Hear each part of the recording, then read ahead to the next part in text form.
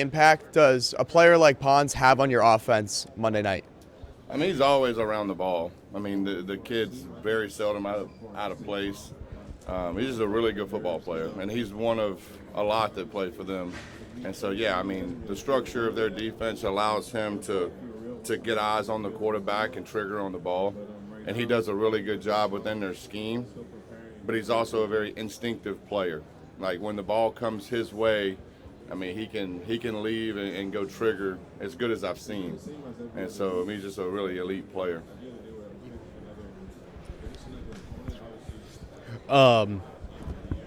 Sorry. Coach, kind of going back to sort of like some points a little bit earlier in this playoff run, especially the Texas A&M game. You guys really lean heavily on the run there, and you said yourself, it's kind of hard to sort of be patient and trust whenever something's working in a game like that. How do you kind of find the balance between patience and also, obviously looking to change and looking to adapt to whatever the defense is doing, whenever you're in, a winner-take-all game like this? Yeah, I mean, it's an internal struggle at times, because inherently I want to be aggressive, but ultimately I want to win the game. And so I think I have to be in tune to the flow of the game and what's working, and we communicate between drives, between every drive. And we have iPads now, so we watch and try to pinpoint what's working. The flow of the game matters, and there's different situations and different things that pop up in every game.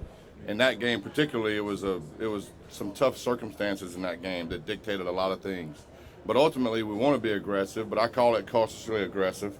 We are a team that leans on the run game. We've done it all year. And so it starts with that, but ultimately we have to push the ball down the field at times too. And it's just I just got to go back and forth with when to take those chances.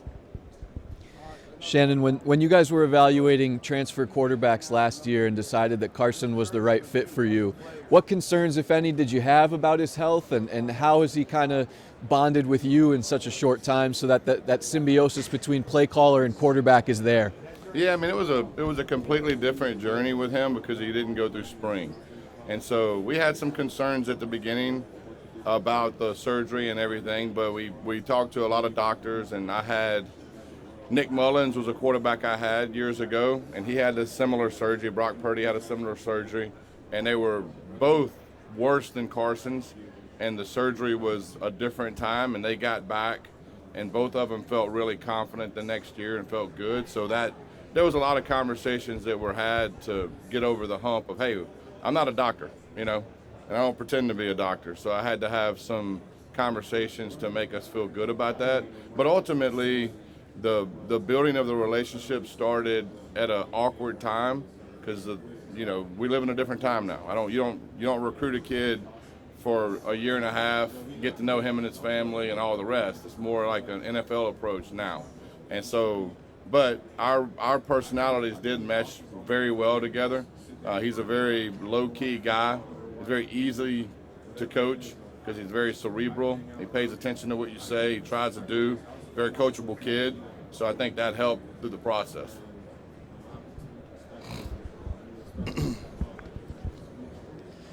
Coach, beyond the production, what has Marty Brown brought to this team after coming in from North Dakota State? Consistency. I mean, his character's off the chart. He's a guy that really a lot of kids should look at as far as his perseverance and his attitude. And things didn't always go his way this year, but he stayed constant, he stayed positive, he didn't waver. And when his number was called, he did his job, and he's done that all year. And so I can't say enough about the kid as far as his approach and his attitude, especially in today's age where it's I got to get mine mentality, right? And everybody wants it right now and wants a ton of it. And sometimes you just got to stay the course, and you got to weather some ups and downs. I mean, that's the way life is. And so he's a great example of staying the course, staying positive, blocking out the noise, because everybody's got the people in their ear when things aren't going your way. Sometimes it's very close people to you, right? And you got to block out all that, and you got to focus on what matters and what reality is. And then when you get your chance, you got to take advantage of it, and he did. I can't say enough about the kid. I love the kid. His attitude, his character is probably what pushed through the most with him. Hey, Shannon. The way things are now with transfer quarterbacks coming in often for 1 year, how much of a sense do you know what you're getting? And a lot, I mean, other than watching film, and trying to do as much background research as you can, things happen pretty quickly too. It just so happened with Carson, there was a couple people in his past that I'm very close with. Todd Monken was one. I had a long conversation with him. He recruited him to Georgia. He probably knows him the best because Todd's son and him played on a summer league baseball team together. So he gave me a lot of insight on the kid. Buster Faulkner was a guy that was at Georgia that I've known very well. And so I had a conversation with him just to kind of get the personality. Because there's all, look, there's all kind of narratives out there, probably for me, for everybody, right? And getting to the truth a lot of times is hard. You got to kind of you got to cut through the weeds a little bit. But those two guys were very instrumental in telling me a lot about him. Made me feel really good about it. And then, you can put on tape and see that he's a very talented quarterback. I mean, that was easy. That was the easy part. The other stuff is the stuff that I wanted to know a little bit more about. But after talking to them, it made my decision really easy. Is it inevitable if you as a program, if that's the path you go down with your quarterbacks, that at some point you're gonna get one that's a bust, that it's just not gonna work in this area? I mean, are you a gambler? Are you a blackjack player? I mean, I played blackjack, yes. Yeah, well, nothing's 100%, right. In life, right? And inherently, I am a old school soul. Like, I like developing kids, and I think, reps within a system matter. And I think, at some point, that's going to mean more, right? What did this coaching staff see in Carson back kind of in the beginning of it all, going through the transfer portal and trying to find the right guy to lead after Cam Ward? Just what was it about him that stuck out to you the most that stays true to today? The one thing is he's played in a lot of big games. And we looked at his career as one of, man, this kid's got a lot of experience. We felt like we were a really good football team. And we felt like we needed somebody that's played in some big games because we were hoping to play in some big games. And he's been in a lot of them. And so that was the one thing at the beginning that I looked at is like, man, this kid's won a lot of games, but he's won a lot of big games and been in a lot of big games. And so that experience was very, very much so a big point in taking him. Now, you got to have the talent. Like I had to turn and look. Everybody evaluates quarterbacks differently, right? And I think 99% of the people screw it up because ultimately you have to be an accurate thrower from the pocket to be a productive quarterback, period. Everybody gets enamored with, this, that, the kid can run a 4. I don't care. Like if you can't throw it accurately from the pocket, then I'm not that good of a coach. Does that make sense? So ultimately, that's what I wanted to see on film. Like, what kind of player is he? Like, what is he? Is he a progression quarterback? Is he sitting in the pocket, finding lanes and triggering through it with accuracy? And that's what he was. And you don't always see that when you put on tape. A lot of offenses today are RPO driven where it's, hell, I could play quarterback, But ultimately, we do it a little different way. Like, you got to dissect defenses. You got to throw through lanes, intermediate passing, and there's reads. And so ultimately, that's what I wanted to see, and that's what he did. And he was a very cerebral player. And so you can see that on tape. Like, he was really good from the pocket. I do think he's more athletic than people give him credit for. We've urged him to make some plays with his feet, which he has over the last month or so. But ultimately, that's what I wanted. I want a guy, and I want one, that's what I want all the time is if you can't make your layups, then offensive football is a struggle. First time you saw him in practice, what was that like? Look, the kid's been, what you see is what he's been from day one. Even going through camp, I was very reserved with giving him a lot of praise because ultimately not doing it in a game, you want to see it when the lights are on, right? And I have seen at times in my career where kids don't make that transition till later. Like it takes some time. Like experience matters in this game. Typically older kids are better than younger kids, right? That's probably one reason why Indiana is such a good team and such a good defense. They have a bunch of older football players. They don't get rattled a lot. Like, the game's not too big for them. And so I was hoping with him that was the case, that the game wasn't too big for him. And fortunate for us, we had a big game first game, and he showed up. And so ever since then, it's been pretty consistent. Yeah, he was. This should be his senior year in high school.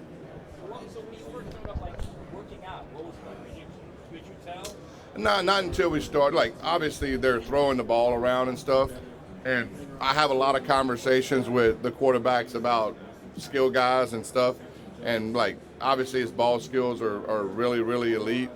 But ultimately, when we started playing, right, when we started practicing, he made plays every day, and sometimes they were like plays that you scratch your head, you know. And so ultimately, I do not know what makes him him, you know. I think you got to give a lot of credit to our maker, you know. He was just put on this earth to play slot receiver in our offense, and he does a damn good job at it. Shannon, with the pressure that there is to get it right at the quarterback position, if you go into the portal, can you offer a little window into what like the last 2 weeks have been like, trying to get that decision right for next year while also preparing for the biggest game you possibly can? Yeah, with me, I focus on the game. You know, I don't really get involved in that. And so my focus is strictly on the game. Coach, each of the last 2 years, you know, with Carson and Cam, obviously, you know, they were experienced quarterbacks who came here, you know, with multiple years as a starter under their belt. Do you feel like it's important to try to find experience specifically at the quarterback position if you are going to go into the portal, as opposed to, you know, a redshirt freshman who maybe, you know, was really promising out of high school or something like that? I mean, I think experience matters at every position.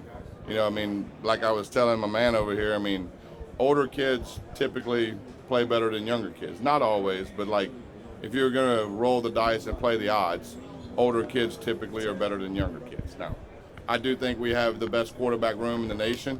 You know, we have very talented guys in our quarterback room.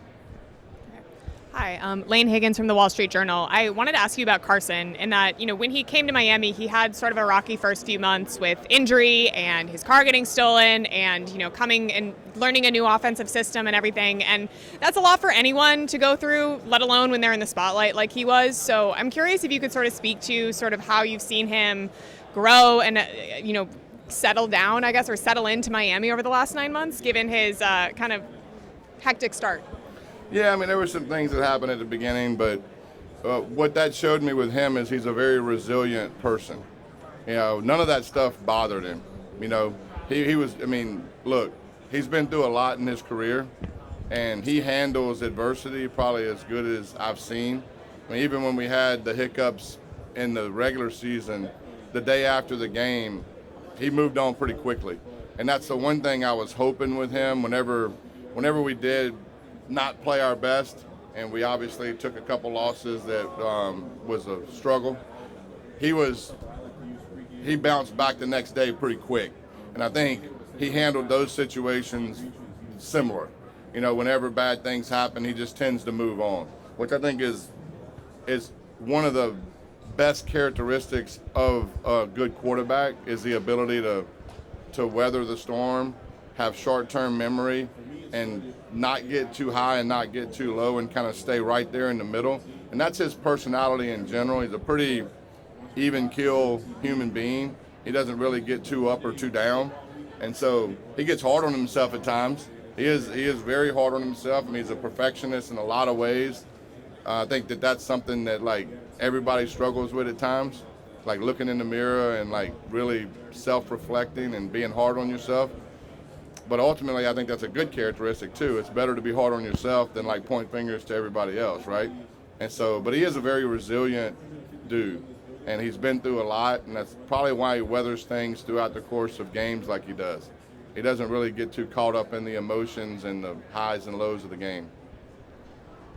Hi, Shannon. Scott Docterman with The Athletic. I wanted to ask you about Indiana. I wanted to ask about Indiana specifically, and as they're an attacking defense, yet they have, it seems like, great gap integrity. How how fundamental is that, and the discipline that they have? How challenging is it to go against a team that seems to have those kind of qualities? Very challenging. We haven't won against them yet, but I go against a similar defense every day. And so they're elite at gap integrity. You know, they really are. Their whole front is, and the way that their D-line and linebackers and safeties match up in the run fit is elite. Like, they're very seldom out of position. I mean, you can watch through the course of the whole year, and they're just very seldom out of position.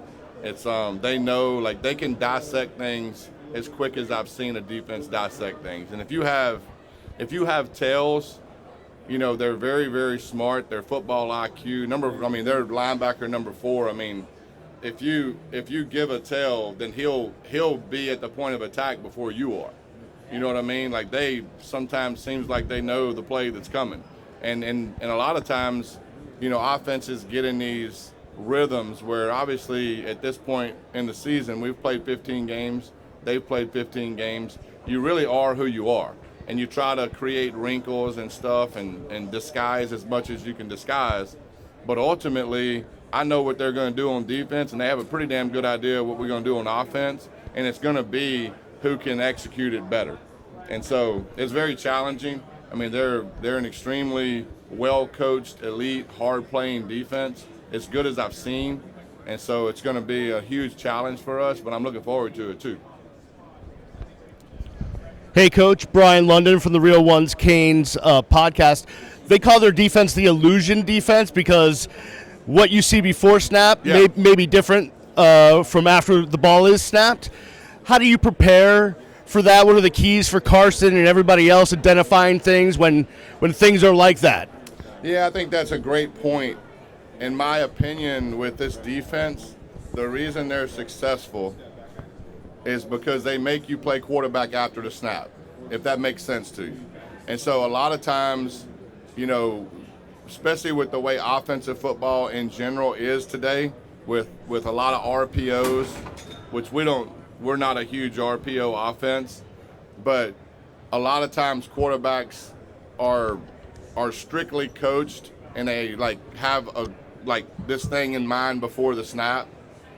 But with them, you better be able to play quarterback after the snap. And so I do think that we're programmed the right way because our offense is a very reactive offense as far as like our pass game goes.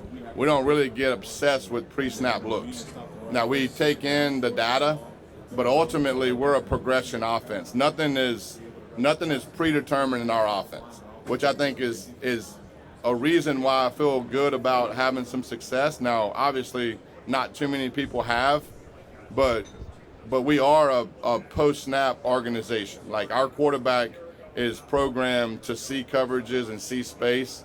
Now, their coverages are honestly pretty damn elite, you know, and they do a really good job of subtly changing coverages. Like, it looks very similar to other things they do. They occupy space extremely well, and they play eyes on the quarterback coverage, which years ago that's how defenses played. Now, a lot of defenses have gone away from that with all the man coverage and 3-match stuff people are doing now.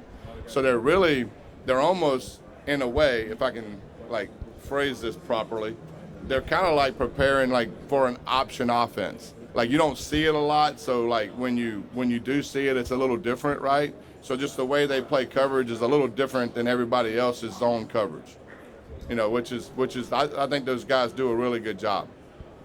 Hey, Shannon, why did you identify C.J. Daniels as a target when he was going to enter the transfer portal, and what makes him effective for your offense?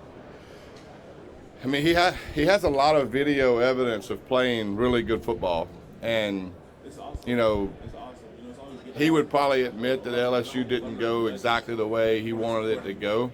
But ultimately, I saw a guy that's played a lot of football, a lot of experience, and we've talked about this with a couple other guys.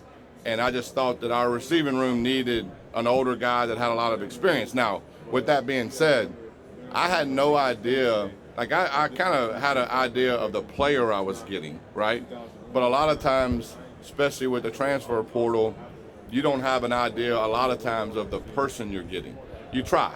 Like you try to do as much research as you can do. Where we knocked it out the park with him is his character and his leadership. It's elite. Like, he is an elite human being. And so I don't know if we necessarily knew that. We kind of got lucky with that in a way. We knew the player we were going to get, and he's had a really good year, but he's had a bigger impact on our offense with leadership and character. Now, he is the one in that receiver room that keeps everything going in the right direction. And he blocks his ass off, and he does it. He does the dirty work, and I think everybody follows suit with that. But that's been his biggest impact. Coach, you two guys, man. I'll let y'all wrestle it out. getting to this stage is a big deal for any head coach, right? And you've been with Coach Cristobal now for 3 years. And look, every head coach has his own style and way of doing things. I'm curious, just like over these 3 years, what has impressed you about his leadership style, the way he manages the team, that you feel like has allowed Miami to get to this point and play for a championship? I think talent evaluation is one of the biggest things in the acquisition of talent. It takes talented kids to play at this level. And he has a keen eye of what he wants, especially when it comes to up front and how to build a team. And just watching him, build this team from the O-line, D-line back, and it's been eye-opening to me. And so now I do think that other than just talent, the way that he managed this year with the couple losses we had was the reason we're here, because there wasn't a huge overreaction. It was more so of, hey, let's get back to the process, let's get back to work, let's figure out what we have to do to be better. It wasn't a blow up or anything like that, which I think at times as assistant coaches you're anticipating certain things. You always anticipate the worst, right? But I do think that his demeanor in those times of trouble was really helpful for our staff and our team. This year compared to your previous 2 years, when losses happen, did he handle it different this year? No, it's been pretty consistent. Even my first year here, we didn't lose one till 4 or 5 games, right? The first year, I think we went 5-0, and then we had a couple hiccups. But ultimately, when you first get to a place, you're always curious about that, And so it's been pretty consistent. We stay pretty even keel through adversity, which I don't think you can, coach in a productive way if you're not. And I think that bleeds over to our kids, and it bleeds over to how you manage games, because if you can weather the storm, typically you can have some success. And so, but the season is the same way. Look, it's a long season, and, there's only one team that didn't go through adversity, and they're still playing, right? They've had none. And so what happened, obviously they've probably had some adversity, but they haven't had a loss. And so, how you handle those losses is important. Coach, defensively speaking, how would you kind of describe the identity of Indiana's defense and what they kind of want to do to opposing offenses at their core? Well, they're very hard to run the ball against. They're very gap sound. They strain. They get off blocks probably as good as I've seen. It's hard to sustain blocks against them. And I don't really know why, other than they play with extreme effort. They strain. And so their back end, it does an unbelievable job of disguising coverages. They do a good job of playing. Their zone defense is as good as I've seen. They're mostly zone. They'll play some man at times, but they're mostly zone. And the way they mix up zone coverages is really elite. They don't really get into a rhythm as far as it's almost like I would say it's almost like, they have these things they do, how much ever it is, let's say it's 8, and they just kind of pick them out of a hat. I don't know if they'll call a similar coverage on 1st and 10 that they do on 3rd and 4. So it's hard to get in a rhythm against them because they're mixing stuff up on the back end a lot, and they're just really good at zone coverage. Their eyes are on the quarterback. They move with the quarterback. They do an elite job of getting hands on the ball. They probably have more tip ball interceptions than I've seen in a while. And so just a savvy defensive unit in general. Shannon kind of touched on it there, but it seems like Indiana does a lot of post-snap movement. They mix things up. How are you and Carson able to work and simulate that? Go over it in film. Like, how much can you address that before you actually see it? Well, I mean, the good thing is our defense and their defense are very similar. I mean, from similar backgrounds, right? So we go against, our defense obviously every week. We have, certain sets that we do against them every week. That's been very helpful because ultimately, there's nothing better than like game reps, and you get those game reps in those settings. But, I would say the good thing is our pass game is not dictated on pre-snap looks, if that makes sense. I mean, we're a progression-based offense, and I mean, our quarterback, we put a lot on him as far as seeing space and, going through his progression and getting into the open guy. So I feel like we're equipped, but ultimately there hadn't been a lot of people have a lot of success versus them. And so, we'll see how it goes. Shannon, what's gone into your third down offense, converting the third downs, and how important is that in a game like this with a team that obviously does that well with their own offense? Well, I mean, you got to do better on second down. That's a lot of third down is getting in third down situations where you can actually execute. I mean, there's not a lot of football teams that execute a lot of third and longs on a routine basis. And so if you can stay out of those, you can have a much better chance of converting them. And so our third down rate for the last probably 2 or 3 games has been really high, and it has a lot to do with what we do on first and second down. Shannon, the 3 playoff games offensively have looked different. How much do you go into the game? Because sometimes you can grind it out, you can throw it like last game. Just how much does that play into a game like this? I mean, look, every game's different. I mean, the people you're playing is different, the atmosphere is different, the weather is different. So there's a lot of things that dictate the flow of the game, and so, my job ultimately is to score one more point than the opposing team. However that looks is how it looks. But ultimately, I mean, I anticipate this game to be one that's we're going to have to grind it out. I mean, it's just the way it is. Their defense doesn't give up a lot of explosive plays. On the year, they have only given up a handful, right? And so ultimately, this game is going to be played probably intermediate to the line of scrimmage, right? And so I know that. And so ultimately we have to be very efficient. Like my man over here, I mean, getting first downs is crucial, right? You got to keep the chains moving and you got to get first downs. Guys are super excited in the locker room. Coach, Mark Fletcher's been great during this college football playoff run. Why do you think that is? Why do you think he's turned it up here in the playoffs? I mean, probably opportunities. He understands that these games carry a lot of weight, and guys like him tend to rise in the most crucial situations. And he's an elite player, and he's really, been the carrier of this offense. We've leaned on him in the most critical times, and he's came through. You got to give a lot of credit to our O-line. You got to give a lot of credit to our tight ends and our receivers. Like, it isn't just one guy in the run game. It takes everybody. And we're not one of those offenses that allow receivers to get away with not playing physical. And so those guys blocking safeties and being really aggressive in the run game helps too. But obviously Mark is the one toting it, and most of the time, and he's been elite, but he's also just been that guy since I've been here. He's a guy you can depend on in tough times. He's a very steady personality, high character, cares a lot, and he's just hard to tackle. Big kid.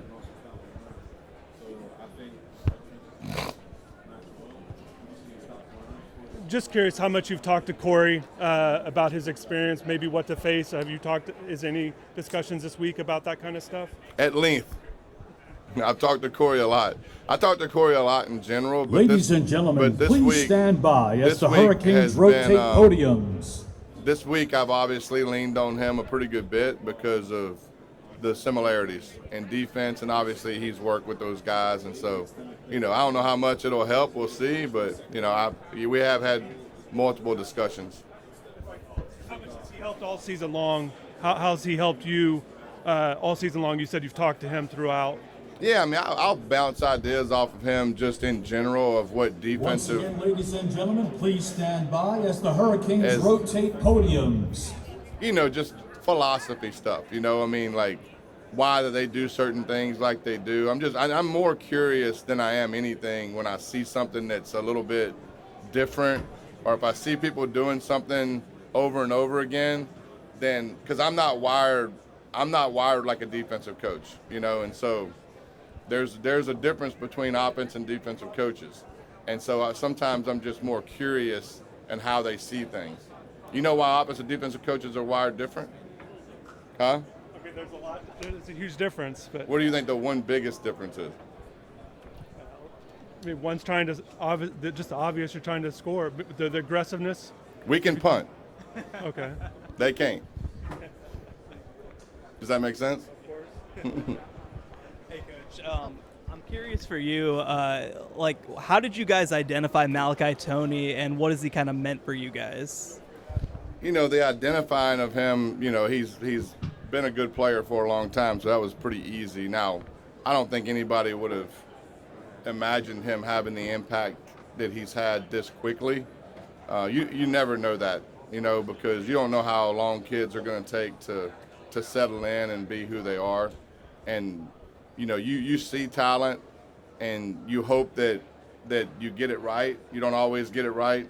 I don't know what percent that is, but ultimately when they get there, the speed of their development's always different. Some people hit the ground running and the game is just the game.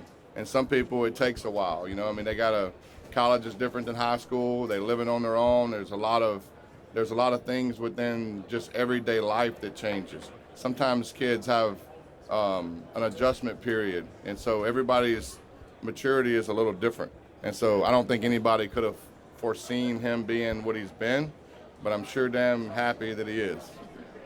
What has impressed you the most about the way Carson Beck has been able to lead this team, specifically in the postseason, and what do you think makes him such a great leader? A part of that, too, is just overall just been in a lot of big games. I think experience matters when it comes to, how a guy approaches things.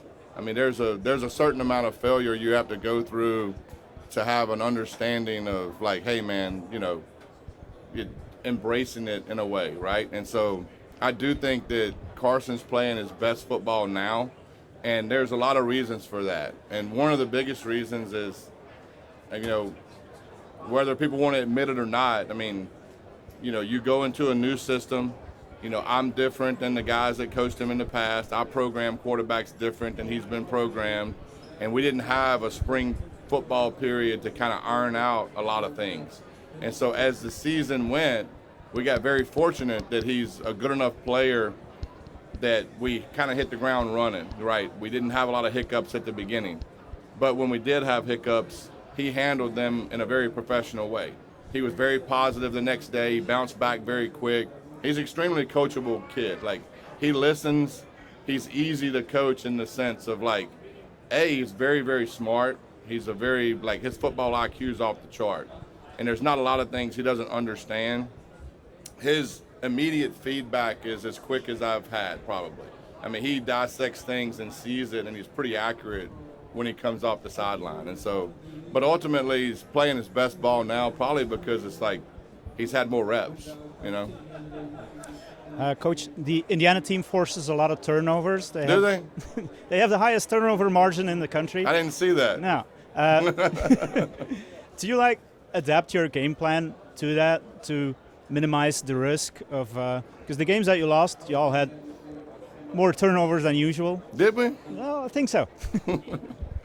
We try to protect the ball, and ultimately in the games that we lost, you're correct. We were a little careless with the ball at times. I do think that there was they made good plays at times too. A lot of that stuff you really can't control, but their defense does cause a lot of turnovers and a lot of tip balls. I think it has a lot to do with just the way they play zone coverage. They get the eyes on the quarterback. They trigger on balls quickly, and they just get balls popped out, and they're always occupying the space. So it seems like there's always a guy there to get it, right? And so, yes, there's no adjustment to the game plan, but I have stressed the fact that if we turn the ball over, we'll probably get beat. And so ultimately, when you have the ball in your hand, the program's in your hand, and that term is used a pretty good bit. And so you just have to care a lot about protecting the football.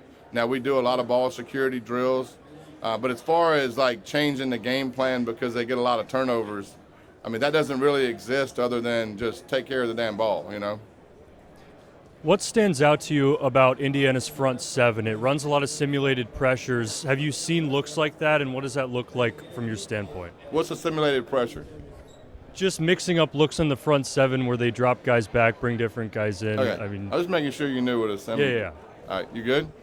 No, their D line's very active. They slip off blocks probably as good as I've seen. It's very hard to sustain blocks with them. The only thing I can say that they just play with extreme effort. They strain really hard, and so they're very hard to run the ball against. They're always matched up well in the run game. Like their linebackers and their D line fit well together, and so I think one thing that sticks out with them is they just play hard. I mean, they really, really play hard, and so we have to play hard. We have to finish blocks, which we've done a really, really good job of doing to this point, but it's going to be our biggest test of the year, and we know that. And so that's going to be the tell of the game. Okay. Coach, maybe a personal question. You've coached a personal question. Okay. You've coached at several places around the country, then came here to Miami in the last 2 years. You've produced a #1 overall pick, and now you're in the national championship game. Does it feel like a culmination of your career, being at this high stage at this moment? In a way, I mean, I feel more blessed to have the opportunity. I mean, the way I view it's very simple. It's this. I mean, I've been around a lot of really, really good coaches in my life, and I've been very fortunate to have some people around me that have molded me to get to this point that haven't coached in this game.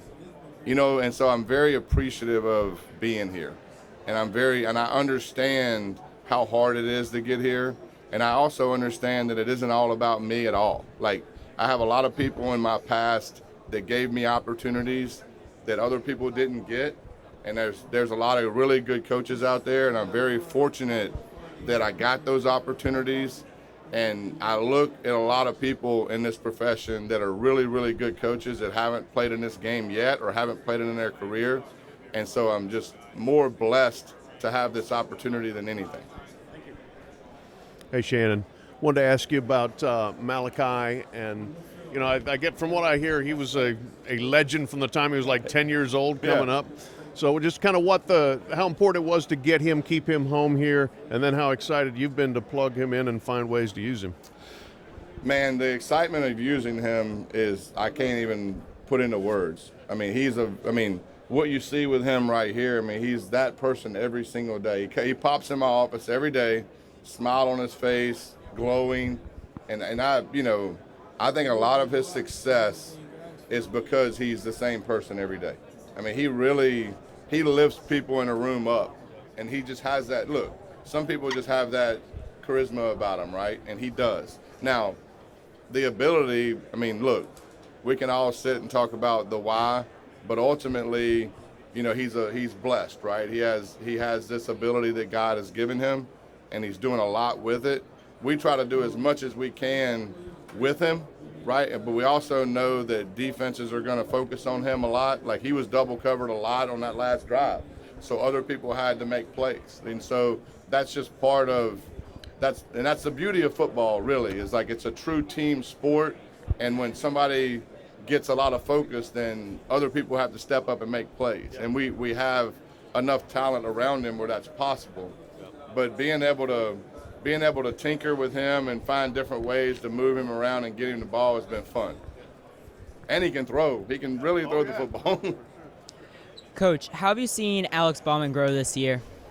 That's a good question. I mean, from the beginning of the year till now, I mean, he's a vital part of our offense. I mean, he does a lot of things that doesn't show up on the stat sheet, especially in our run game. And he's starting to really get aggressive in our pass game too. He's getting targeted more and more. And so, but the things that he does that don't show up on the stat sheet is really what fires me up about him. And he's a very selfless person, which I think at that position you kind of inherently have to be, because it's a tough position. Like you're kind of a lineman at times, and you're kind of a receiver. You have to live in a lot of different worlds at that deal. So you kind of got to have a servant mentality there, and he does. And he's a great teammate. He's an awesome kid to be around. But he's a vital part of our process, especially in the run game. I wanted to ask you about the quarterback position. Last year you had Cam, this year you got Carson. How much does that help you in the market for the next quarterback and people just looking and saying Miami's a great place for quarterbacks? Yeah, I mean, I think success breeds success, right? And so I do think that, last year when we got Cam, I think it was very important to, especially in the nature of college football today, it's good to be marketable. You know what I mean? And so putting things out there and being able to develop guys to the next level and being able to sell that, and that was the biggest selling point with Cam was and because I had to sell Cam before the success, which is sometimes harder, right? And so I had to sell him on the picture of look, man, I'm going to put you in a position where these NFL teams are going to view you as the top quarterback, because you're going to play in a system that you're going to have to make checks. You're going to have to make run game, a lot of the things that you see in the NFL. And so, I played quarterback, not very good, but it should be appealing to play behind an O-line like us because they can really block. And Mirabal does an elite job, and we protect as good as I've seen. And so that's a huge selling point too. Is look, man, look at his pocket you're throwing in, And so ultimately, getting Cam and then flipping the page to the next year, obviously Carson was either NFL or us, which was great because that's what we wanted to be, And so, and then getting him, and his journey was a lot different because he was injured, couldn't go through spring, and that presented a handful of challenges, because you got to get to know, you got to get integrated into the system. And as a quarterback, you got to bring everybody together. It's hard to do that when you're not practicing. And so I do think that dealing with different personalities is important and showing the fact that, look, we can, this offense is not just for one type quarterback. It's going to really take you, and you're one piece of this whole puzzle, but then you can showcase your skills and really develop for the next level, is which everybody wants to do. With Indiana's defense, you hear opposing coaches talk about what they do up front, kind of the stunts and twists. You hear about their simulated pressures. When you turned on the film, what stood out to you about what they do and their kind of approach? I mean, I think the first thing that sticks out, the first two things that stick out is they don't give up a lot of explosive plays, and they're hard to run the ball against. Which, if you just take those two factors, that pretty much will tell you the defense is pretty good, right? And so, but I do think that they have a lot of older guys on defense. Look, the scheme is great. What they do on defense is really, really solid and really elite. But the players, obviously, no different than our offense, our defense, and anybody that does anything worth the crap, is you have to have the players, right? And so they've assembled a bunch of older players that really know that system really well, and they're very seldom out of position. And I think they know it so well that it allows them to dissect what you're doing pretty quickly. Their eyes can kind of be more on you than if they had a bunch of players that's more thinking about what they got to do, where they're not maybe not focused on the offense, the set, the guard's a little deep or whatever, right? So they can really focus on a lot of things that are tipping point things for them that allows them to react the way they react. And I think that has a lot to do with just having older kids that really understand the system, and they can just get things lined up quick and dissected quick. Hey Shannon, I noticed Jacoby mentioned the nickname for Carson after the Fiesta Bowl of Vanilla Vic, and I know you had been wanting Carson to run a little bit more. I'm not sure if Vanilla Vic was in your lexicon. What was it that you saw that you started telling him as the season wound down and before the playoff, like, hey, we're going to need your mobility a little bit? I mean, it's something that I stress just in general with quarterbacks. I mean, anytime I'm watching film or watching the game, you know, I talk in terms of, like, especially like, let's say it's a pass play, right? You know, we're a very progression-based offense, you know, which I think is a little different than a lot of people today. But, like, I'm a little old school. Like, progressions are sacred to me, right? And the pass game is sacred to me. And so, but I will talk, and look, Indiana's a good defense to talk about because every defense has the option to cover everybody. Like, there's going to be times where you just exhaust all your options and, like, you're standing there with the ball. And so ultimately what you do in those times matter.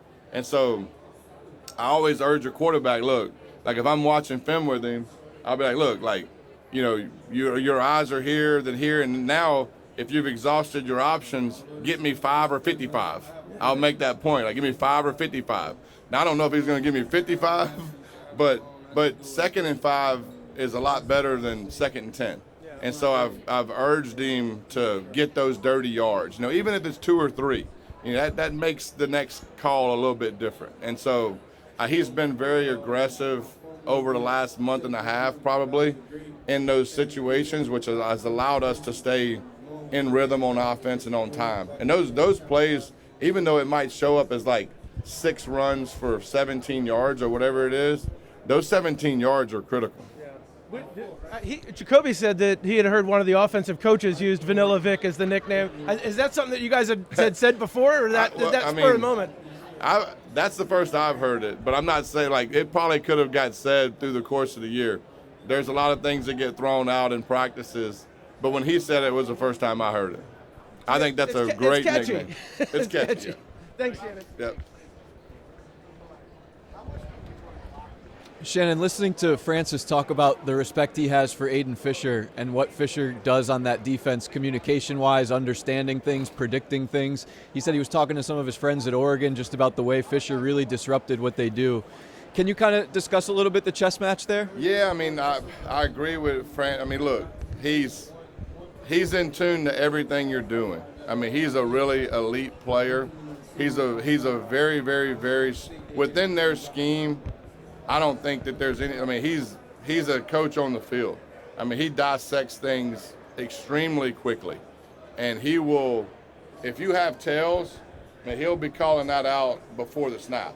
And so I do think that that's just a good sign of a good player. You know, a guy that's in tune to everything. But his calls and his stuff that he has to do is so ingrained and so quickly perceived that he can focus a lot on what you're doing, you know, and you're not going to trick him. You know, he's not going to get tricked a lot. And so we have to do a lot of things to keep him a little bit off balance. You know what I mean? Because if you allow him to sit there and dissect, it can make your life hard. We're going to try to do some things that obviously, you know, that cause a little confusion on their side, and we'll see how successful it is. Hey, Shannon, I wanted to ask about Malachi and what are the biggest strides you've seen him make over the course of the season? Say that again. What are the biggest strides you've seen Malachi make over the course of the season? Biggest strides? I mean, it's probably been more so of us finding just different ways to use him. You know, I think it was, especially at the beginning of the year, he should be in high school still, right? So, you know, you hope, at the beginning of the year, you hope that what you see in practice happens in games, right? And when that happens and you see, like, hey, this guy's capacity is really high, right? His football IQ is really high. His ability to do a lot of things is really high. I was probably a little too careful at the beginning of not overloading him because I wanted, like, he's young. And so you're typically with young guys, look, just like, let's do what you do and let's get good at it. But as time went, I had to start just finding ways to put his skills on display. Like he can really, like, he can throw the football. He can do a lot of different things. And so as the year went, it was more so of me just kind of adding on to his part and just seeing how much he could handle. And ultimately, I don't know if there's much that he can't handle. You know, I mean, his capacity is just really high. I mean, he's the type of guy that, you know, you can see a route. Like, for instance, we watch a lot of games, right? NFL, college. I mean, look, I have a lot of people that work, and we're very in tune to things that are going on around the nation. And so if somebody does something that's like, oh, that's pretty neat, and that might fit something he can do, then you show him one time and you go do it at practice, and it's like exactly what the guy did. I mean, his body control and his ability to understand spatial awareness and like how defenders match him and just all that stuff is at a different level with him. If I could follow up, because you mentioned adversity, the fumble against Texas A&M. With a guy that young, do you worry mentally what that could do, and what did it show you, you know, that he kind of used that as fuel, I guess? It didn't worry me with him because I'm around him every day, and so I know his character. I know how even he is as a person. Now, look, everybody gets affected by negative stuff, right? And I do. One of the biggest reasons I didn't have too much worry about it is because I knew guys like Mark Fletcher, and I knew guys like Coop, and I knew guys like Carson would go pick him up. And we have an elite group of guys that care about each other, and when things like that happen, it really, I don't have to do a whole lot. You know, ultimately, I just walk by you and say, look, move on. It's no different than if Carson makes a mistake. I'm like, look, next play. You know, and ultimately, we say next play a lot because, look, bad stuff's going to happen.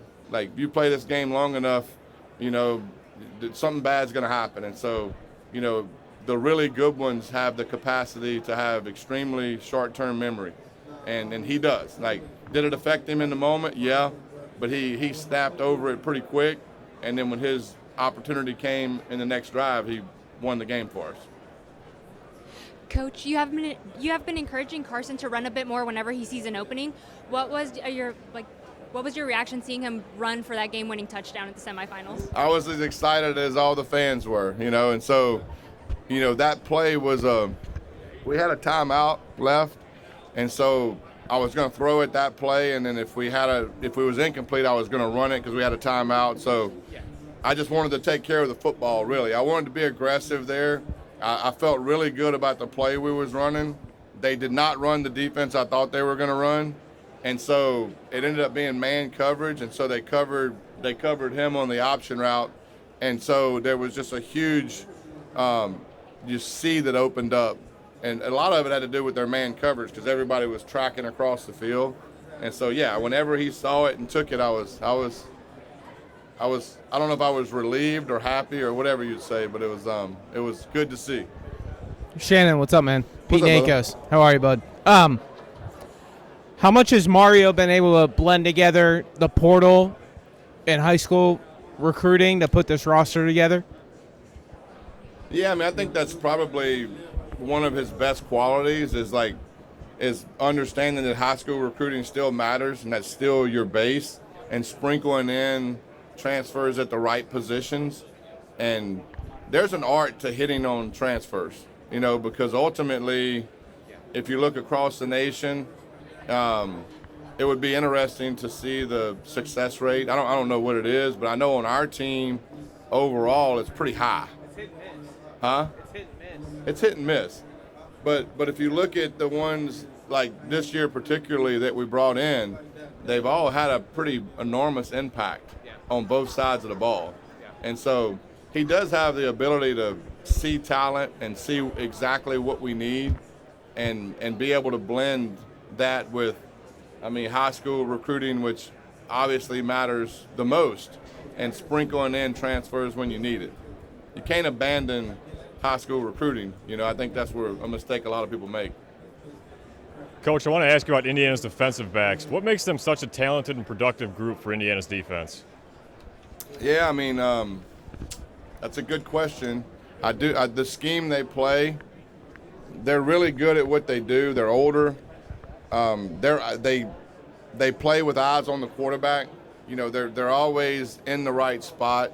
They mix up stuff and disguise it very well, and they track the football, Ladies and at gentlemen, a high 5 level, minutes at are a very remaining high in the level. Miami Hurricanes And media part session. of it is their 5 scheme, minutes remaining. and they're older, and they're just never out of position, and they have a lot of tip balls that end up being interceptions. You know what I mean? A lot of it has to do with the coverages they run, but they are, they trigger on the ball well, and so we have to be elite with our eyes. Like, the eyes are very telling in this game, probably more so with this defense than any defense I've seen in a long time. I would kind of say that their defense is kind of an old school defense. I used to see those kind of coverages years ago. It's kind of how people played zone coverage, but now man and this 3-match and all this stuff has kind of populated the college space. They've kind of went back in time, and like, they have zone drop eyes on the quarterback, and I think that's why a lot of people struggle with them, because you don't see that a lot these days. And they do a really good job of mixing up the coverages, and they don't really get in too big of a rhythm of like being in one all the time or a couple times in a row or in the same situation. And so you really have to focus on what you're doing and not try to get consumed with, what coverage are they going to be in? Well, I don't know what coverage they're going to be in, so you have to have your eyes on your reads, and you have to do a great job of seeing space and taking advantage of space. Zone this well in the college football space. Other than going against our defense, a long time, because our defense is very similar to theirs. But no, it's look, studying these guys and taking a deep dive has been refreshing in a way, because I appreciate the way they play defense, and I appreciate the way they play zone defense. And the level in which they play, the strain in which they play with is something to behold. There's a reason why they're really good right now, and so it's going to be a great challenge, and I'm looking forward to it. Yep.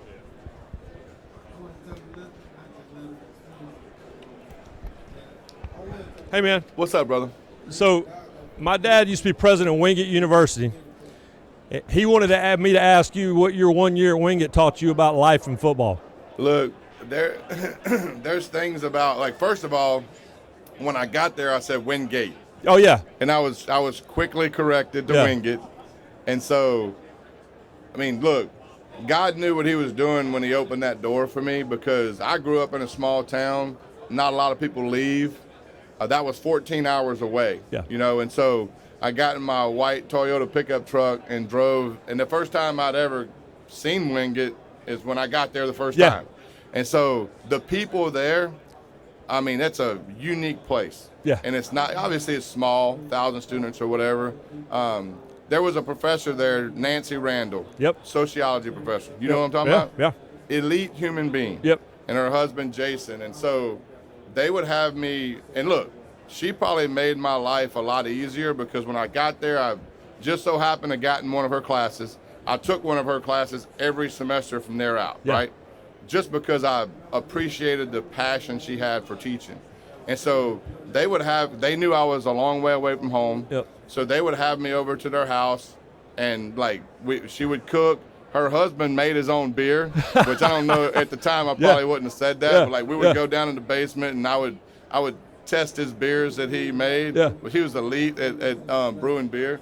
And so, but to me, that place is a lot about the people. Yep. And then Joe Reich ended up being the head football coach there my last year, who I still keep in contact with today. Such a good guy. Probably one of the best human beings I've come across, and one of the best coaches I've come across. And so it's just the relationships that happen there have stood the test of time. And then the handful of guys that I have a text with every day is guys I played with there.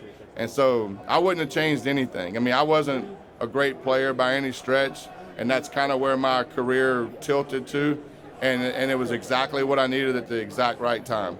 But your career path, you take a little bit with you all along. You've been in so many places to be here tonight. No doubt. Yeah, absolutely. And look, and that's one that, like, I lean on Coach Reich a lot. You know, I mean, I'll text him about certain things, and we communicate back and forth. Ladies and gentlemen, but that concludes the Miami Hurricanes media session. I've been very fortunate In approximately 30 minutes, on my the stops Indiana Hoosiers to media be session will around begin. some very elite people, and I think, you know, Once again, I'm just very fortunate the Miami Hurricanes because media ultimately session. I know that without The Indiana Hoosiers then I have no media chance of session will being here. begin You know, in so I'm very approximately blessed 30 with that. minutes.